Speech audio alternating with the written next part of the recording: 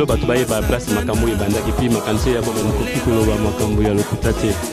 na ngolo ba na mopuse ndenge toni question na yo musique religieuse donc to nde to mona ka na Congo ya ba chorale c'est na forme d'orchestre la rumba nde to benga ngo ngamna bana Asuma pena wa suma tene na to ka bla malula en commandant l'instrument mais tant wa yaki déjà ça on a voulu se mettre à kuna mais mutu comme lori do to kota na kata makamba mais mutu lori comme lagi bon à mon de cadeau mo to mais parce que mukolo makamba yaki awatina ndinga yiko moni bon moi et puis surtout là de la mbando avec la preuve mon côté ya ça non on était pour cadre malula asaka miton la opi mutu pile to instrument mais ba mela ki ya mudo comme mela ibanda kala na l'église il y a les passi to finga l'église de réveil moi bina mingizaga il a contrôle ya to mane pour la bino moi vu ka bato avec la campus ninge bazaka mo lolenda pour la tudaki ai bon na moment moko ngosu de ka mesa tonga na ye ponga mna lawa ni meme sa na ye na bina Paul ai psikina la fa na sala mo bla mo na bina so ka mo ko pasi mo na mesa ti ayo kelinga manga no ngana beta guitare yo yemba bon asalika po yedenga po na no ka bien te na beti ya yembi tina su na yemba ki peti jour la ndi su le a tselinga singa te no ekati ayo na zaki na bien na zaki to la dit mais ka juste pour na bende tango yembi titi sili bato ba c'est très tango bimé bato papa yemba ka peti quoi de là pour la zoki bouana type mon quelques jours après non il y a un orchestre yo non na on yemba te habité na yemba te ngana obide bino ka côté administration et tout na luka ina sa ba na kipa mko suka to na répétition ka buna sa ndio mo na bino au comme gâter place à une équipe donc pour côté Nzambe la vidéo ni Charles Mombaya voilà miango Charles Mombaya mtabane makama bana yo pa na kina etumba satana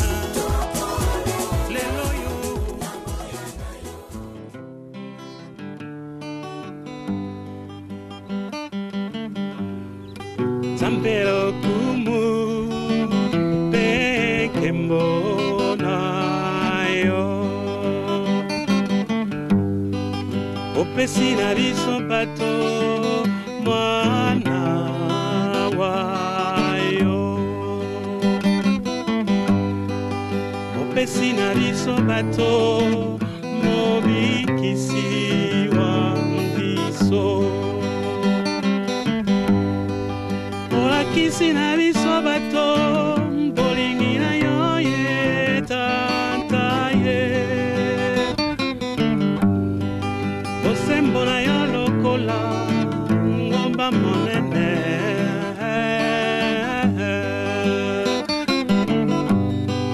banya na yo lokola mai pozindo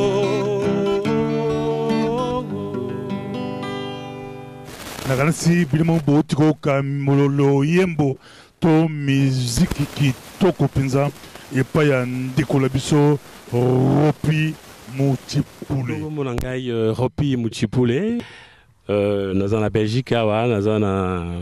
chorale na dirigeaka na orchestre arc-en-ciel donc na mukuse na kolobaka wana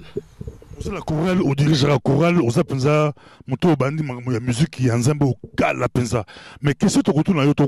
direct qu'est-ce que tu na yango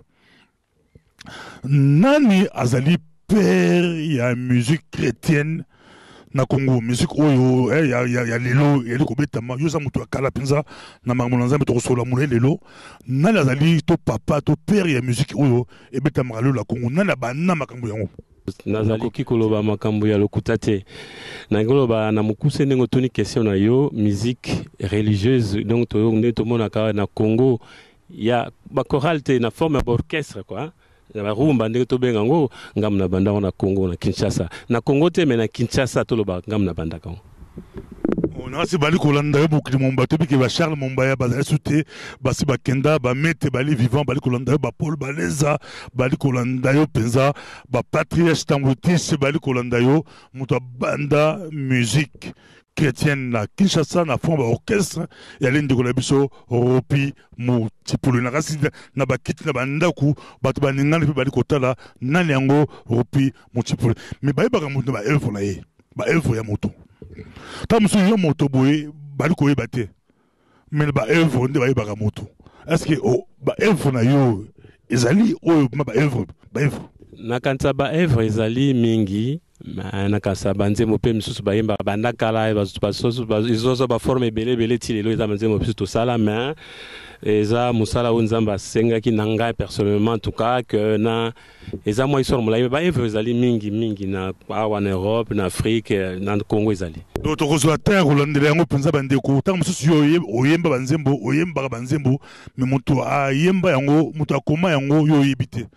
toyemba tokumisa nzambe na banzembo ebele utakala mpenza me moto akoma yango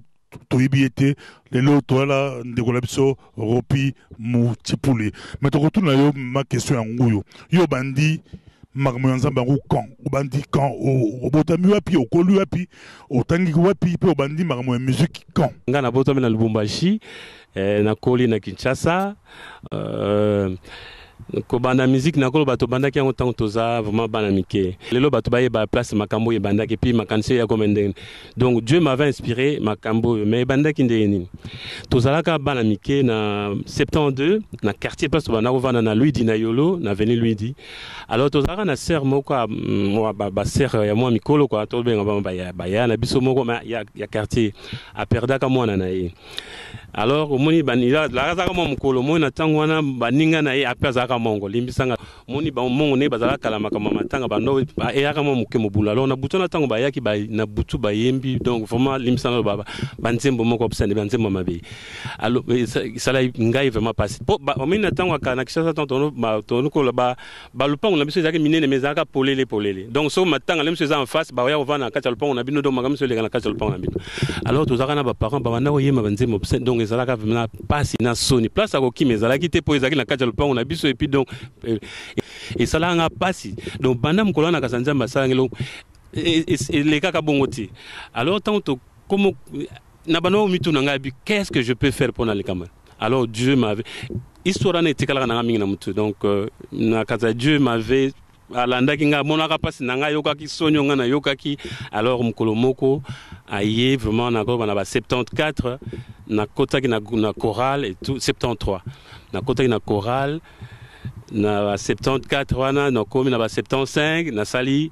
na banoye manga moko neti griot boya to ba pourtant na ba mission bazalaki te na noye manga mona mo baninga to former ki groupe arc-en-ciel mais bandaki wana moi c'était une longue histoire pour na komati place na lobana anemo c'est Dieu qui a voulu que elokane salam donc so to ko na mo ba détail donc to ko comprendre mais c'est Dieu qui a voulu que na vivre ba situation et puis to koma na mloko so komaki ezali kamu bali kolanda mokili mobimba otangi 73 71 73 pote moto bali ko benga père no ba benga ke père ya musique chrétienne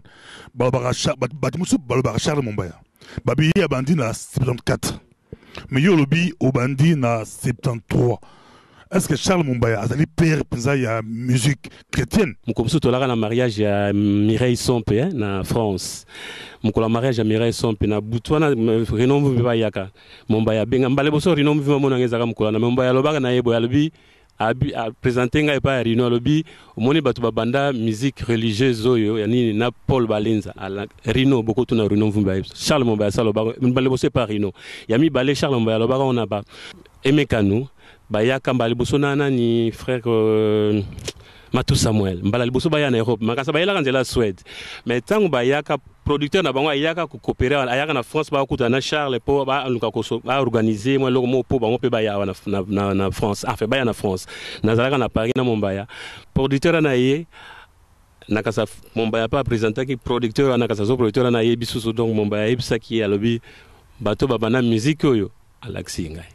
Donc il y a au moins Charles Mombaya yebi et puis bon surtout comme kitana ba Paul Balenza bon Paul ayebi Paul ezali to bandaki na musala ayaka après hein donc za moi histoire mulaya za muninga na ngame ayaka après soki to zui susu bolobia wa nani Kabati bon Kabati to kolobana mukusa zalaka frère mais to bana yo kama mais c'était après donc dans ce so bandaki makama donc frère moko boye azui mabanzemba Chiluba ça c'était ça frère moko ayima banzemba Chiluba c'était ça place to mais c'était après on a biso so banda jama comme on a kala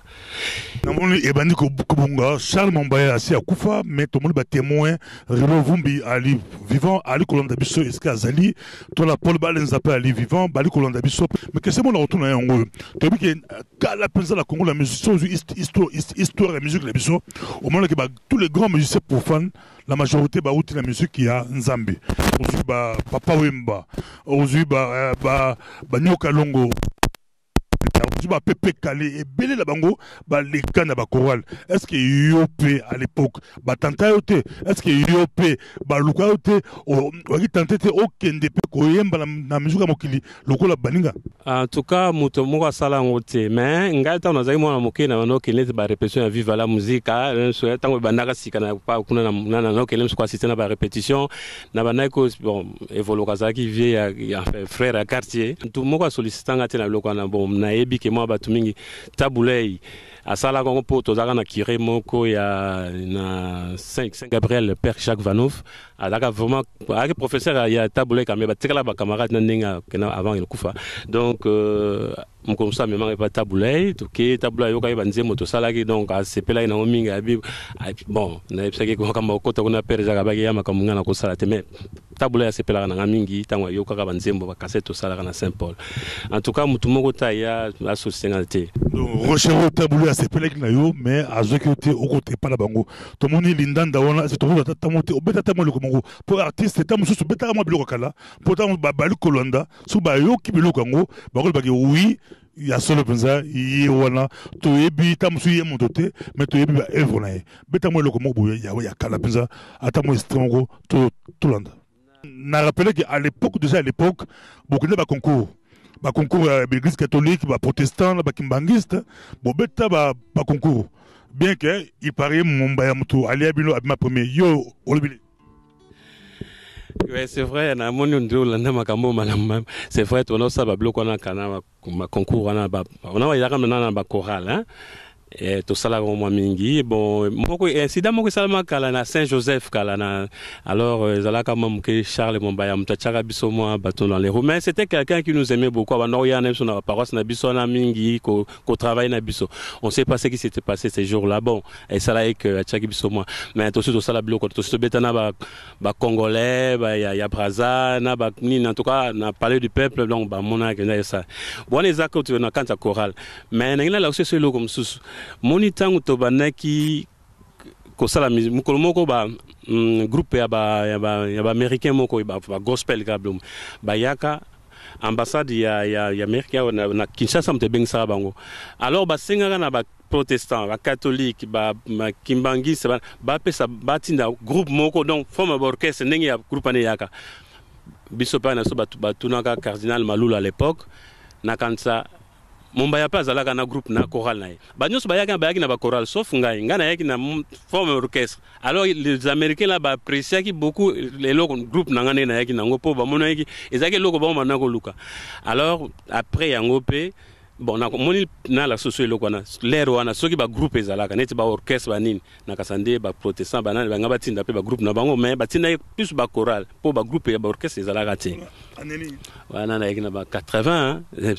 ou 81 na zeba suma lamte donc tu vois tout et là ba groupe ezalaka ti Mombaya pa yaka mais na choral na ye tu vois Mombaya na oyemba anobeta musique ya nini musique asala au moins après mais anobeta plus ba bloco ya ba choral ya donc si moi loyembo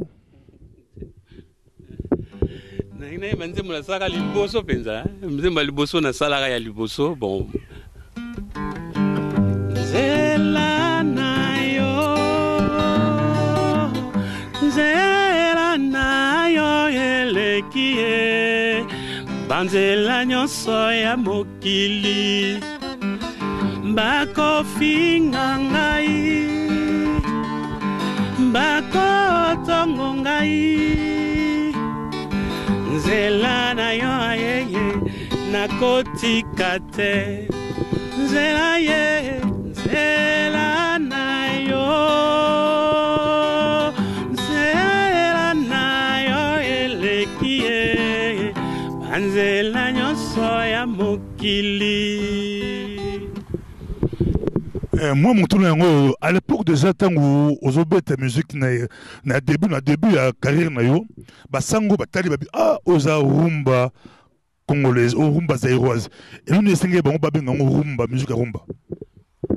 Bon, il y a un pays qui a un liboso na kasa so qui na Saint-Paul, mais ba ozala moi tembe ba na Saint-Paul ba ko vérifier ba moi j'étais le premier jeune garçon na âge na zaki na wana yako ko enregistrer na Saint-Paul. Oye pendant l'album non na donc ezaki mbala liboso. Ba zaki na moi ba doute ba moi na jeune na ya donc et puis na ezaki moi période na yaki ba itisomba ba mikolo ka ba no sa momba ya pa no ya kuna na groupe na ba na Saint-Paul pa yaki édition ya ka wana. Na kasa tango ba ko na ba yaki na tango. Et puis au début, bandima était qu'un gamme na ça qui bandit. Pour nous présenter, bon, bandit, il y a qui sur 10 chansons, 10 ou 12 chansons. Non, na kasa le colo Saint-Paul les aga Père Aldo. Na kasa tango atali ma kamana côté moi muké doute a obligé vérifier n'a pas prêtre et tout quoi. Donc mais par la fin il a comprendre que c'était moi qui l'avais fait. Donc engagé qui nga donc vraiment na seul album alboso na Saint-Paul. A c'est là mingi tango mona abi mais nan toyoka musique a boité. Donc tout le monde a bablo ka ba choral et betaka ya bani musique a bonan toyoka te pesa na ba rumba banze momo ya deux hier. Bon et bandaki wana tango ba yoki ba père mutayoka comme tapesa comme on est père Alphonse Yamatete mais mtalaka en autre travail na studio tango yoka ke loko na ngo ba ki ngo keza rumba et comme musique religieuse congolaise wana père Aldo mtabu a tsakango ba ki sakango donc nzamba pesa ki biso occasion ya koyeba siko ko se lancer na kata musique wana donc c'est nzembo na auto yemba siko ya nzela yo zaki moni to yaki na kata deuil mtovandika boy donc na bani na toné nzembo na baninga ba blenge mina ba dirigeant na chorale to zalaki wana na toná nzembo mo ka bona na yembi refrain liboso bango pe balandi na yembi nane elanda na kabo bango bakanse na uta na ona te ka sur place na salaka nzembo nzela yo yaki mbala liboso na salon alors ezaki nzembo pe liboso na salaka tant on a yeko yo comme susu ya la kaka ke ba réunion ba blenge mwinda na ye na paroisse na yo kuta bango bazo répéter nzembo na comme côté dutu ngamo eske nzembo yango yo bien donc c'était la première fois et salanga moi sengo na yo kambala liboso quoi c'est de là que j'avais compris que donc to koma ki vanzamba sala ya ce que to kota na katanzela makama musique.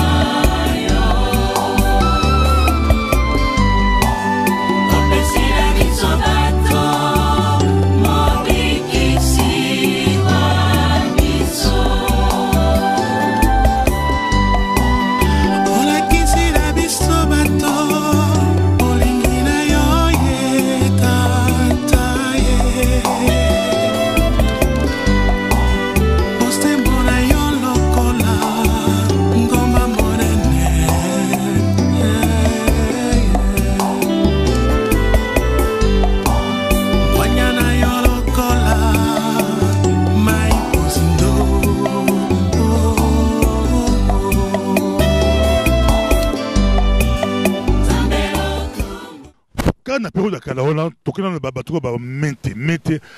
allait préparer Latina à l'époque. Ton cousin Machama a-t-il eu le contact na mete pour collaborer. Mais tu as une question, yo la mete na na bande avant. Pour dire hier la période on peut préparer Talatina. Yo peut côté au sa maramulayo, mes cousins na yo l'université, bien que nzamba ça voyait na moli monae a sangisi bino atibi le contact. So yo na mete ali kolanda biso na le bande avant. Donc preuve monsieur c'est vous à la sousouana na quand sa cousin nga le fils Machama akufa tant abona imbloko na banako sala mukomsusa après na kasa 1 ou 2 ans après mukosa lo bananga bi nazana toza na campus kuna na frère moko frère mente abet moi bano sa bloko va griyo atanga na contact mais alobaka nanga que donc ayebi loko na sala ka mente bana moko na campus comme na mente asala ka pe mo bloko ndengona mais ça c'était après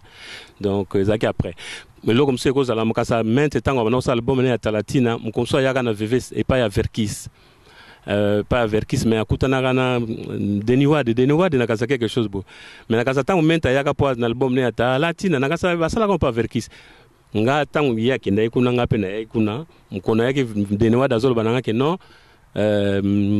toza pe na garçon moko azana na campus mente azape to sala album na ya latina mbale bo ça on a Verkis na ebite so ke album moko bima ko mais ezala ko mais prévenir que donc le connaît so yaki après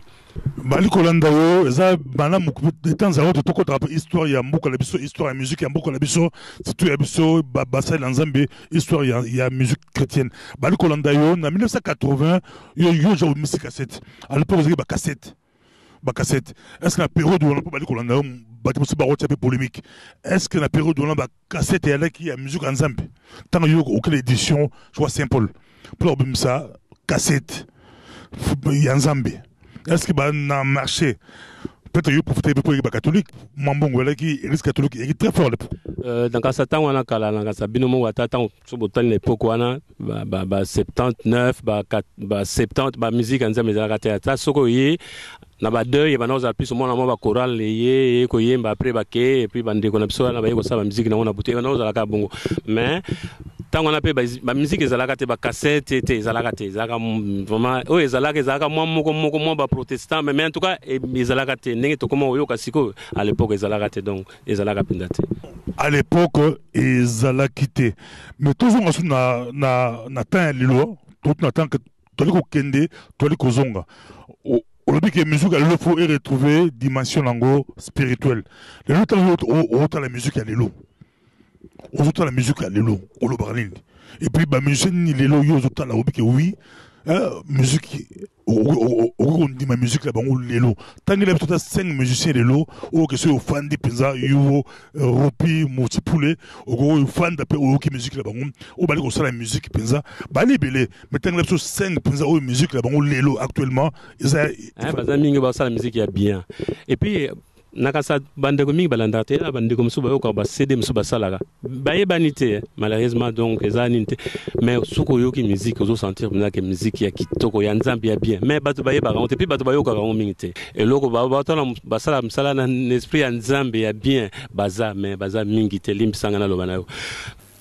pona o etali ba kombo na koluba moi je vous dirais sincèrement na kansa na ko bana na Charles Mombaya père son âme naye na Paul Balenza naye susu na Kabachi et puis na kobaksa susu mente en tout cas bande ko baza mwa mingi pe soki bazalaka mingi na époque wana en tout cas balimbisa ngai donc vraiment nga na totanga na tangi ba oyo naye baki l'époque tango to makambo ibandai ko solo mwa musique religieuse ibandai ko bima na par exemple la Mireille Sompe na Paris dernier album na salaka na bengaka azalaka malade vraiment autaki pareil na ndako azalaki vraiment malade. Je me demandais pour toi qu'il a rendu, il fallait tout qu'il y ait un studio le lendemain. Mais je te dis, elle était sérieusement malade. Mais j'avais vu Ndenge Nzamba, mais qui était dans un studio à Liège, à Mireille, à Yembi. Donc, mais non, c'est là que j'avais vu que non, Nzamba est Isaba. Là, c'est quelque chose que j'ai vu de mes propres yeux. Donc, on a beau été battu sur Nzamba, mais moi, je vous dirais tout simplement, toyemba pona lokumu ya Nzambe talaka bato bazoyemba oyo azoyemba pona koyembela bandeko ne banani dis-toi clair mata album ngoza kitoko ndenge yebaka eza eloko moko ya variété po eloko losa pona Nzambe fo itika pona Nzambe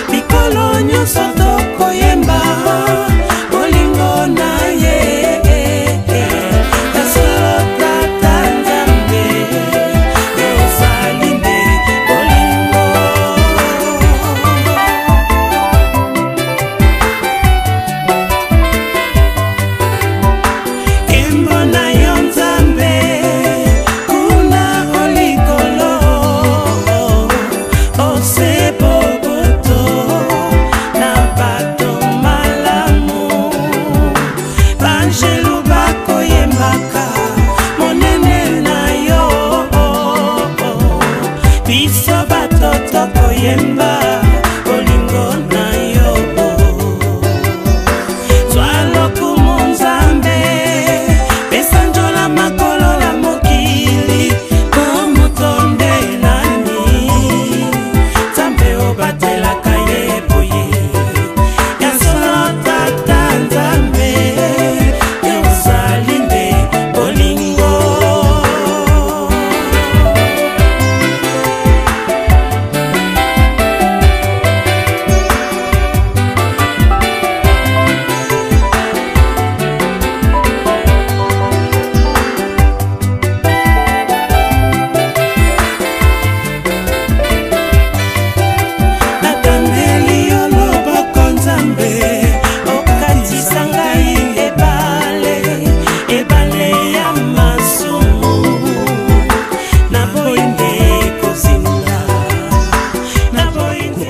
protestants, bakimbangistes, mais les églises traditionnelles, ils ont surtout équité l'ango, comment l'église de réveil. Est-ce que les lots, balikolandayo, l'église catholique est au frontin et pourquoi yo au tkala jamais kolongo catholique, au tkala catholique, bien que yango pe côté moko on dirait effréné ministère là. Bon, nakolo bapenda effréné ministère nangate, c'est seulement que l'église catholique, ils attendent tout le monde dans l'église, mususu monde ba pasteur, bani ba soutenir mon na bango ba salani, ça on le voit pas dans l'église catholique. Il y a oui, ici il y a ba mususu ba individu, mususu ba yaka ba moko le mususu ba soutenir mon mais ça se fait pas ninga ça na groupe mususu quoi. Mais tout ça la bapenda pour na ngote. Tout ça la raté pour na ninona Isala. Mais moi je dirais il y a ce qui peut être banda biloko na moi je vous dirais il y a une personne, je vous dirais le cardinal Malula. Donc, s'occuper les lots tellement, ils ont ponaillé. Donc, tant que tu as il était un peu, il y a tu peux faire, tu vois, il y a moi, on était de petits là, mais tu vois, un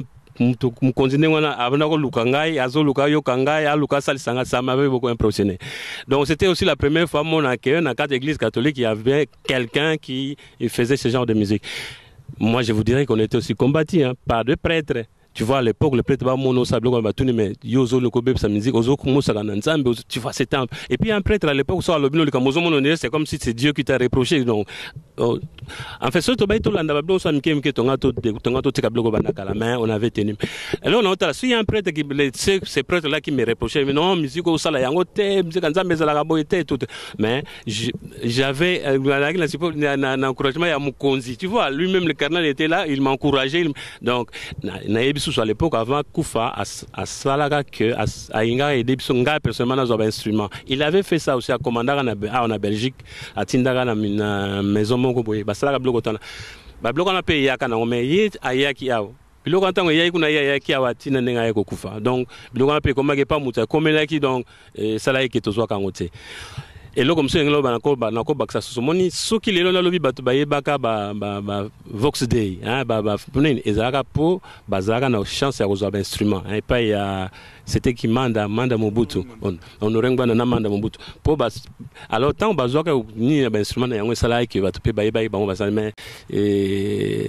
na ko ba église catholique pensate et des bisoté ya que tout ça non, ils nous a même ba récemment tout ça là qui bon on le faisait gratuitement hein, toyé au salé lo commun. On appelle ça moi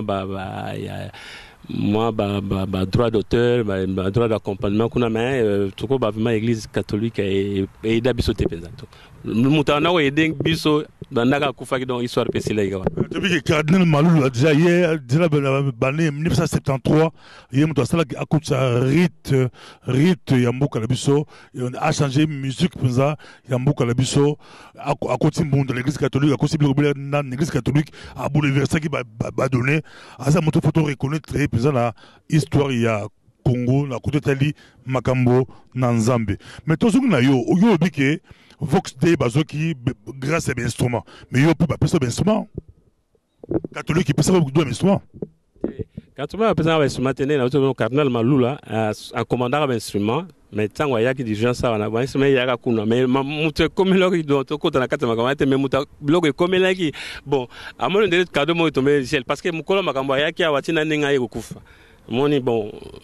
moi et puis surtout là de la mouganto avec la preuve mon côté il y a aussi donc on était à l'époque là Nzario Balens aussi à Zala qui déjà dans quatre groupe donc tous qui chance à aux côté mais église catholique à Sala rien à Sala sauté Merci beaucoup. Cardin Maloula, à ça quand même don la roupi muchopile do instrument mais ba mela ki yangodo comme mela et banda kala tne l'église et ali passi. To finga l'église de réveil moi bilinga zalaga mela catholique ba mela bino. Mais to qu'est-ce qu'on a toujours la point là ba pilier. Méga côté la sur 5 piliers. Bateau bon ça va pilier il y a musique chrétienne na Congo. 5 piliers. Oui, aux amants boulot na sens c'est surtout banana na Paul Balenza mon poyetan wayaki bisoto bag na kasa après bakabachi bayegoya to mono ka susu mente liboso na mente sima bakabachi et puis na baba Patrice banana banyo so après. Donc 4 plus roupi multiplié c'est les 5 penza bateau bali ba plier tant aux 6e mais aux pas important corrélaté il y a tangi ba o il y a mon qui bali ba plier nagati ya ma solo o to que la opération un ban pour tous vision na yo et un toit pour tous on ça un toit pour tous ba monsieur beli chrétien ba sali ngote aujourd'hui au côté na nzele ba père Damien na nzele ba te belé o ba sunga ba tout aujourd'hui quelle est là ouais puis on là un toit pour tous na likabu ya koyemba on nzamba pesa na nini mama mbimba bana na yeko tote nini te mais azo bombele ba onzo te puis azo ala ça m'avait beaucoup pressionné à mon colonel na kota na contact na na bien bon ngape na no salisa yo na bana na ba mama na pourquoi na au début na bana osala moi mbongo ya moi mingi na osala chaque mois na otinda mais alors na yeko mona bon mais na mon ndire solution te bon bana ngo so baye bamso bazovanda wana bamso place exam ke ba alors bazozonga na ba cité ba osala bon ba bêtise et tout bon on a mon les solutions malamu ezali koluka ko sombela bon manda ko mokata ya munene lupango moko munene ba ko vanda ka ba baye ko lakata ko tonga ko sala mo amenizeri biloko mo wane ngwana comme so le ba vanda ka pa bon c'est là pe na mangaka ki na kata makambo na c'est ngomi comme un monsieur chrétien a la souci pesé un mboka souci à peuple souci à bateau bali ko souffrir a jouer di kabuna ya musique pe associer en na ko sunga un toit pour tous na si été ebele et sunga bandeko ebele toujours na épisode et à le Vox Day, on reconnaît que Bango impact et l'instrument va bouger qu'il. On dit que va bouger qu'il. Ouais, d'accord, à l'époque, la Bango va bouger qu'il m'a manqué qui ça peut baser qu'il. Il a obtenu il faut la matériel. Moni, quand vous avez un conseil, bah nous allons sur quel angile ou comp, bah tout na sur l'oni dans salle. Tu vois. Mon monte to commence comme ah bino ko bete mais groupe moko pe te en tout cas on a Dieu me voit mon monte to kuta ba moi c'est que groupe moko pe ya boizala te partout to banole et voilà za moi participer na biso to on a ça biso bano ke na lemba ko ne pa ya comment ça vieux kobo to on a bien vieux kobo ala na instrument na et on a le sur luango ou bien to on a que les plein sur après to on a so pa ya bozi tanga comment on va na yolo to on a pe ko louer instrument na tu vois mais bango bazaki na chance wana que bazo équipement na bango moni so bozan lelo ko na bino moko bozan possibilité o sala makambo ebele biso to yaki na mo ke mo bulu to bana ko louer gauche droite lem so bokezui ampli pas boye so ezaki vraiment mo bulu mais Dieu nous soutenait Dieu na sala biso to bandaki na kasa to yaki pe bat na mutalansa ki pe so groupe makasi ezaki Paul Balenza tu vois tant to banosa makambo moni apportaka grand chose apportaka pendant le moment important la carte to la organisé mais il avait vraiment le sens d'organisation Paul tu vois quand il est venu comme on va structurer à banini c'était bien c'était il était très intelligent mais ça je vous dirais une histoire il y a Paul Balenza bon Paul il est à Zalaka en université, na campus. Vous vous souvenez à l'époque, on a battu na campus, moi, l'Olendo Makasi. C'était avec le cas de Paul. Il était bien avec la famille, vraiment bien. Mais Paul, tant qu'on est à la paroisse, Paul me voyait de loin. Bon, namkuse à Zalaka, na katia yoko na katia kolita et tout. Mais tant que Paul approcha Gabiso et a approcha ai mukolomo na yoka ki apsalenga remarque moko. Or prêtre curé à paroisse à salanga pe remarque j'ai compris que donc remarque a été pas Paul. Alors mkoso na sala que je l'ai approché na bendi aya to banoyemba. To banoyemba messe quotidienne hein, na église donc. Alors la messe wana ba to banoya te zaika plus ba koko moi une vingtaine de personnes mais tant ngana comme le bosonga na baneko animango tant la ko animé ngo bato ba ya ebeli donc na ba jeune ba comme une messe normale quoi ordinaire quoi alors vraiment dans la plein et là on est avec moi si c'est de là pe ndena ko mkoso na bengi pola ya to yembane pola bino ai bon na moment moko mkoso de ka messa tonga na ye ponga mlanda ko animé messa ngo na ye na bina Paul na yipse kina na fe na sala mo groupe bla mo na bine na so kam ngo passe mo na yembeza te pola ayo kelinga manga bino ingana no beta guitare yo yembaka bon asalika po yedenga po na no ka biente na beti ayembi ti na suka na yembaki pete jour elandi susu no asalinga senga bete yaka moyen kati ayo na zaki na bien na zaki pe maladité yaka juste pour na benda tango yembi titi sili batu ba sepeli tango bimia batu papa yembaka pe bien de là pour la zoki guana type quelques jours après na non yaka un orchestre. Yo non na oyemba te no habité na oyemba te ngana début no ka côté administration et tout na luka ina sa bon la qui pas mkosuka to na répétition ka bona sa nzi mo na bina okombe ka te place à m'équiper donc kokota nyo soto. Merci beaucoup. Megana ko expliquer mo kilimamba o ele micro parce très beau bali ko landa biso penza ba fandi bali ko landa penza premier concert il y a yo j'ai en 1980, j'ai là 80 déjà au concert. C'est que puis Paul au PC un peu Paul a participé malgré les hésitations à bêter la concert voilà. Ben instrument ni besoin qu'il a en 1980, besoin de on ndengeni ezakindengeni public ezakindengeni est-ce que c'est payant, c'est gratuit ezakindengeni. Au concert le bosso de bêta ka penda il y a le bosso de sortie na biso zaka na kati église wana ezaka biso moka wana Paul azaki nante. Bon ezaki na bana matete ba guitariste donc to avec moi ampli moko ka na moi micro église même micro mi balai église mais concert à mon neno de bêta ka sortir à cancel wana Paul azalaki. Alors tu on a Saint-Gabriel dans l'église Saint-Gabriel na salle grande salle mo ezalaki wana concert le bosso de betaki donc ezaki pa annonce bato ba mona mais loko ndenge ezaki mbala bosso ça ezaka payant mbala bosso bine ezaka payant bato bina ba yaka ebelé donc vraiment bato bazangi na place au côté na salle ezaki vraiment plein alors ça là est que en tout cas bato ba sepela mingi bato balaki vraiment émerveillé ba mona biloko ndengona ba mesana pe ko mona onte ezaki mbala liboso mais na yeba so histoire wana concert à liboso généralement kwa yaka wana na mwasi na au moins na kati ya salle bango bavana ye mwa mkina ban liboso bon ils arrivent no couloir nous place à hôtel il y a hôtel ma penza exactement ba yaki avant mto azwa ki place bien aye abana ko bougeter ngai abana ko déranger place na laki nazo ima mais miso ngai ezaki pas général wana na boyo tanga kombo na ye moi si na yazo vraiment na kati ambiance to yemi to comme na nzembo suka na comme mal à l'aise donc présence ne ka ndinga zo bougeter ngai abana ko sepesa ngati ngai mais c'est pas normal. Tony minze masuka na pum de comme quand na moni a télé mi bini non na nele na santa ke na concert c'était ce moment là non mais c'est moment mais to banda ki mo kaleza ki mo passe ba instrument to banda ko louer na pas ya ko bonde na lobby na yo même sous mais to la pe na frère mo zaka na matongi to bana benga Jimmy il pas zaka na mo drum na mo po na ko zonga zaka li mais en fait on a zonga ba instrument gauche droite ezaka mo passe mais tant to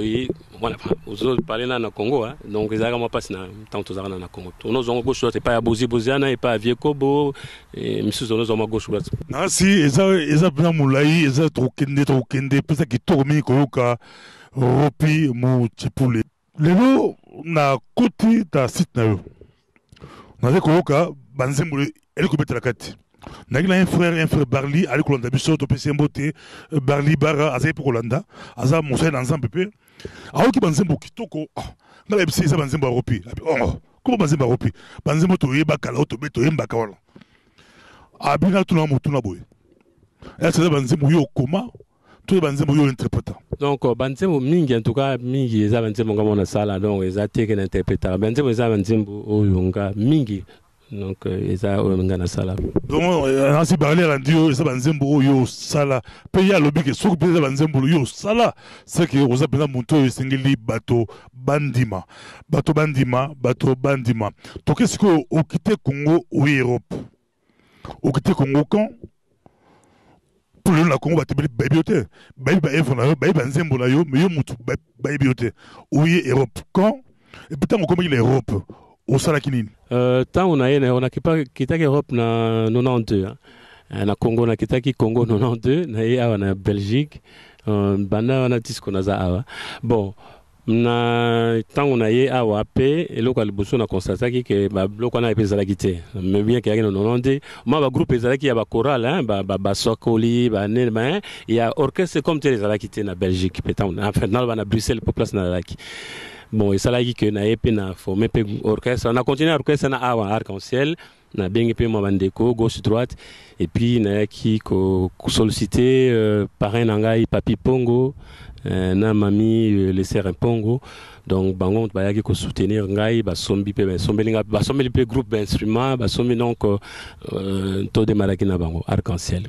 instrument ya malula ba melayo menzamba ali nzambe lelo na poto nzamba simi motema moto a sombelo ba instrument boli na arc-en-ciel na carrière na osali ba album boli na rectifier na eloko mo to lo baba donc Papi Pongo somela so instrument na arc-en-ciel tant to zalaki Papi Pongo donc ezalaki na arc-en-ciel après bon tant esalaki que a tika groupe na obligé na continuer groupe na batum sous donc nga de là nzamba edai pengai na sombi na kisasa na salaki ba cassette mingi na Saint-Paul encore ba 4 ou 5 na Saint-Paul.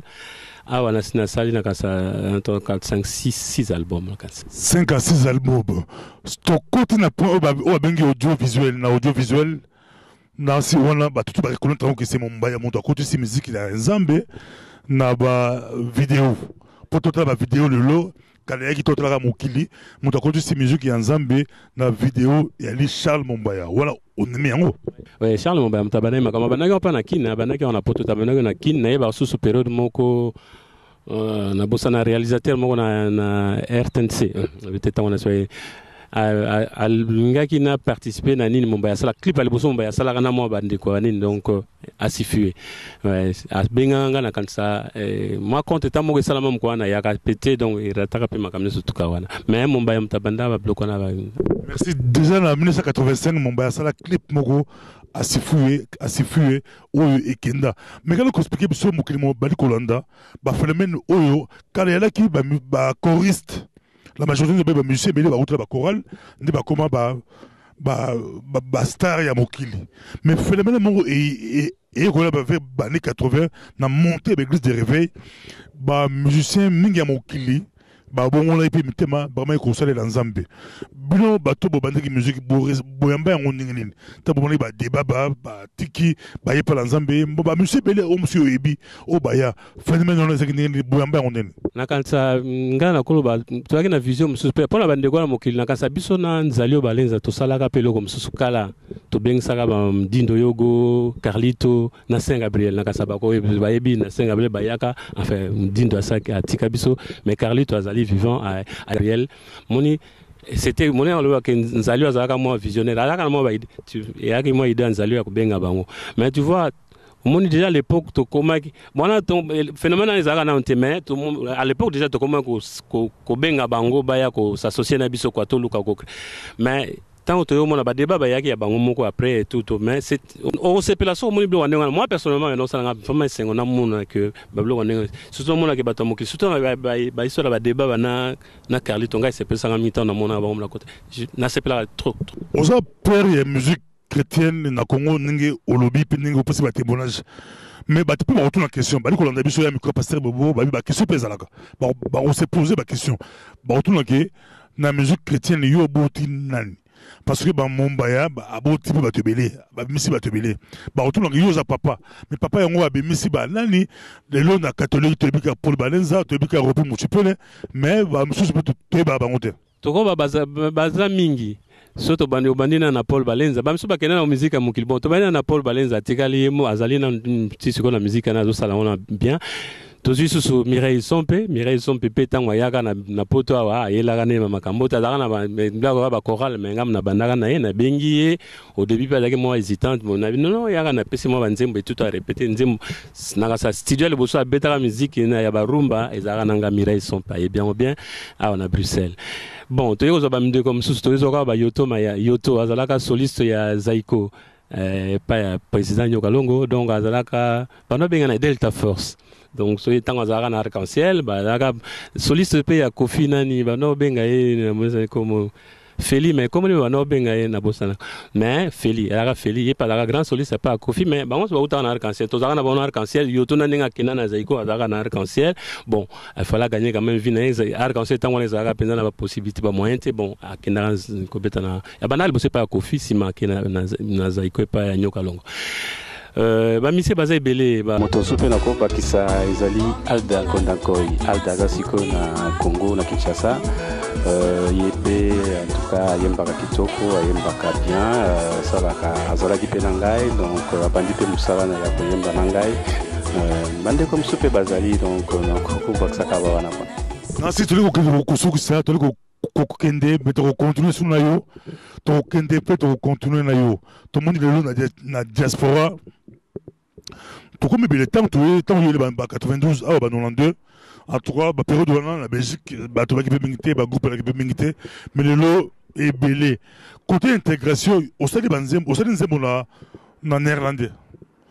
Aujourd'hui, les Canadiens au sein de Nzembo na néerlandais. Et pour quel conseil vous peut ça le lot pour Bambo comme soupe bao kabiso. Pour Banzembo la biso mingi za lingala, Banzembo la biso mingi za na Swahili na Chiluba. Mais aujourd'hui, les Canadiens sont en néerlandais. Est-ce qu'on continue tout ce quoi? Mon état aux arts à Kinshasa, les beaux temps n'a pas temps on va une église si quand Saint Gabriel. On a eu mozomo batubazoli la na quatre églises. Donanga ngapela no les mais mon église batubazoli là. Les arabes vraiment ils comme extraordinaire. C'est là où on a comprendre qu'il y avait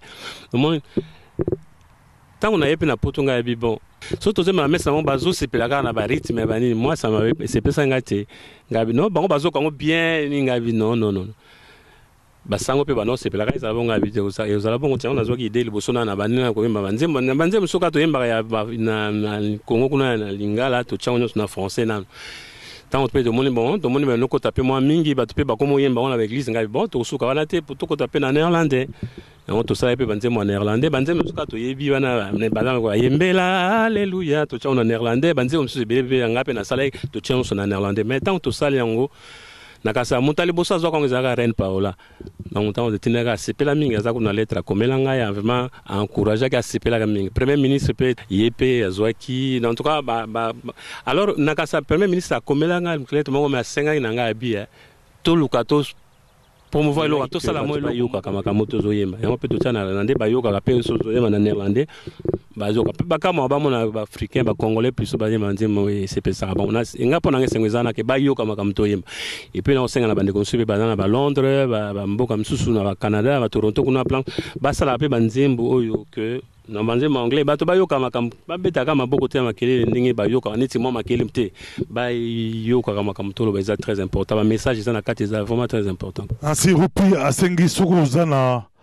Angleterre c'est nzembo l'anglais aux la Belgique mais kapere mo nzembo la néerlandais na mo ba flamand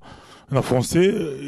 na Allemagne ça la en allemand pour être évangélisation to mater la biso ba fan de bamboka oyo ba yokayo.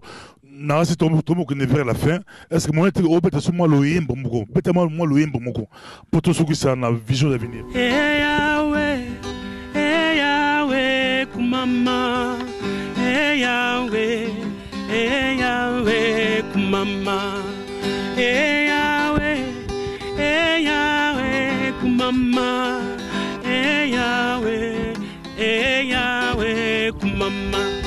Akonzi monene nzambe na Abrahama kumama toyembeli oye tokumisi oye kumama Yahweh Yahweh Yahweh kumama Yahweh Yahweh Yahweh kumama Yahweh Yahweh kumama Yahweh kumama. Ezaki esengo mingi kokuta na ropi mo tipule na si to kozazuta ko continue na ye a pesi un peu depuis 1971 ndenge azoki souci wana souci pour te musique ya nzambe et musique na ba matanga zeka musique ya ba bosoto salité ba désordre et ça qui moi pasi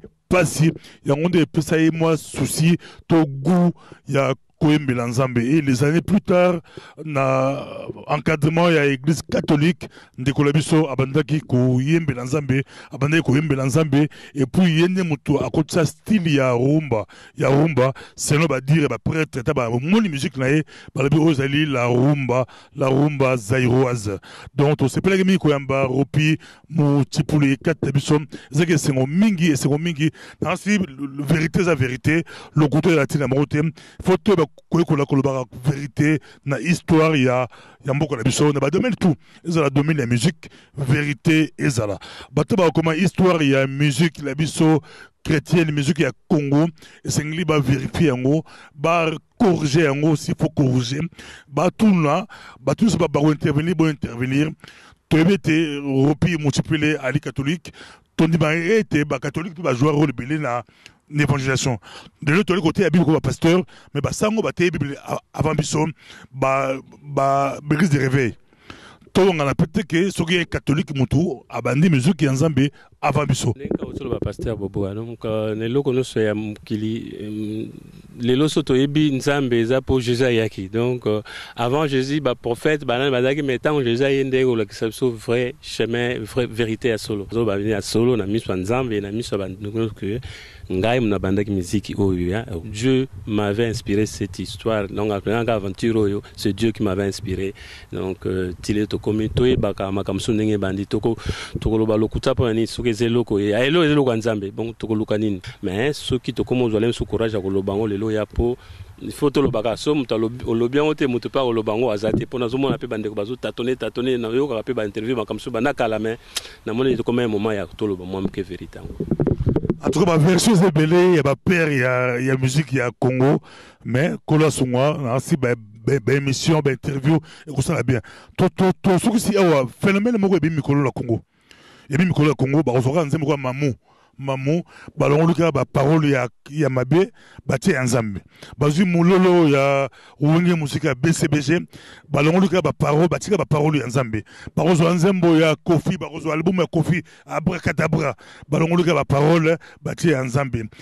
partout au Kende balika ko longo ba parole bati nzambe za ba papa wemba yo lo balini yo muto banda nzamba sunga pe yo za muto ba mo ba pilier boyembela nzambe bo sena nzambe bo composera beaucoup ba texte o lo balini la phénomène voilà batiki style batiki instrument ba changer malbon le kapolobi aux a raison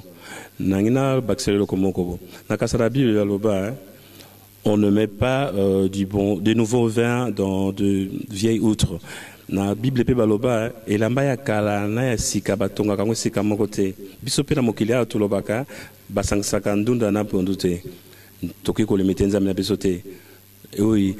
à Dieu ce qui est à Dieu et à César ce qui est à César. Bandeko tobo sanakali kambo wanate. Nangina lo bailo komoko. Bomona ka ba témoignage ya bandeko ya oyi ba uta na muzika mokili ba ya na muziki ya Nzambe. Bete ba bongola motema. Ba yebsaka bino nini ke musique to bana ko sala ezalaka pe uta na ba esprit ya mabe.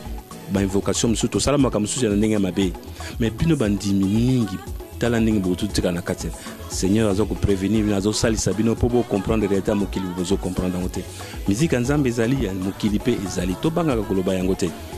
Donc si kana biso bandeko tozali soki tolingi to yembela Nzambe soki tongi to binela Nzambe to yeba ko senga na ye azana mabina azana bandimbu akwe ko salisa biso ko inspirer biso. Quand ça frère Paulo Balenza ko yeko yebisa bino kala na lobaka na yelo komoko na lobaka mikolo ezali koya bato banobina musique ya Nzambe banda koyemba musique ya Nzambe partout na ba circonstances nyonso tout donc ça Paul alobaka na eloko moko la Bible Ropi tu rêves trop tu dois avoir le pied sur terre na bosa na face na alobaka alobaka na ngai alobaka musique ya Nzambe ekotikala ka musique ya ba matanga na ma église mais na kansa na lorina répondaka eloko te mais na kansa lelo a comprena tinani ya maloba na lobaka na ye. Comme la souka, to celui-ci a to possible mbote partout où vous allez. Dans si peut-être numéro il y a Ropi multiplié et zali koleka ou couper ça rapidement ou zali koleka sur vous t'allez contacter Ropi multiplié et zali koleka ou couper ça rapidement peut ça bon numéro bah contacter pour les événements pour la concert ou pour la question monsieur écoutez bon bien te bah tout na paye Numéro à téléphone 0496 81 62 33. Okinatali mbonene na nzambe akobanga nzambe nakokumisa kanzambe akobanga nzambe okinatali minzoto likolo akobanga nzambe ekokumisa kanzambe akobanga nzambe yembela haleluya yembela amen yembela haleluya yembela amen alingi yo yesue alingi yo ya ya alingi yo aluli yo yesue aluli yo ya ya aluli oyo za yelonga haleluya emnanguya amen yawe bikamo haleluya haleluya amen.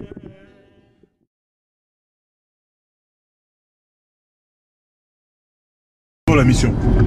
Et surtout la mission. Vous voyez, mission de la ligne en beaucoup. Ouais, non, bah, ils ont hasardé, mingi ils ont hasardé. Donc, les hommes sont même à Batoua, enfin, denga de passer, il y a la pasteur, il y a la sobayembi. Ils ont à moi, biso tu vas apporter na moi mingi. Nakasana ko va pas na biso, on a kota lelo. Comment on y va mindele, ba mariage ba mindele, ba deuil na ba ce qui se faisait par l'époque. Mais c'est que comment bien ba africain ba ya ko yema ba mariage, il y a la ba flamand, il y a la ba belge. Pourquoi? Donc ils ont trouvé à nous. Donc tu as apporté le monde à Belgique. Tu as apporté donc tu as apporté vraiment grand chose. Vraiment ba mindele ba comme partout tous les carabazars les sengo que non, vraiment tout ce qui est sengo, aux sens que non, il y a le kutata il y a solo. Donc c'est à donc les hasardés. Donc Dieu a voulu que ya tout ça va beaucoup de poteaux mais pour apporter donc la double mission par rapport à Mboko Kuti mission par rapport à Mboko Tiki Tiki on est amoureux à délabrement on est amoureux à ciment trop beau même d'un mot kumbango et matel kolo ouais to ko ko kumbango donc na oyo soto zoa na oyo soto ko kutawa to ko pe ko kumbango na Mboko na kuna place to uti. Donc, Maël et Amoutuna, Moutouka, savoir faire, savoir. Donc, nous, au monde, on va dire, comment le ministre, il y a Congolais, ça ne se faisait pas à l'époque. Pas médecin, comment c'était pas. Donc, quand les Alakaté, tu apporter moi le savoir faire, moi culture, on a vu sauver ton mémia, comment il peut comprendre un peu mon quoi. À l'époque, c'était pas ça. Toujours communiquer, tu as apporté quelque chose, on a bangopé, plus bénéficier de quelque chose.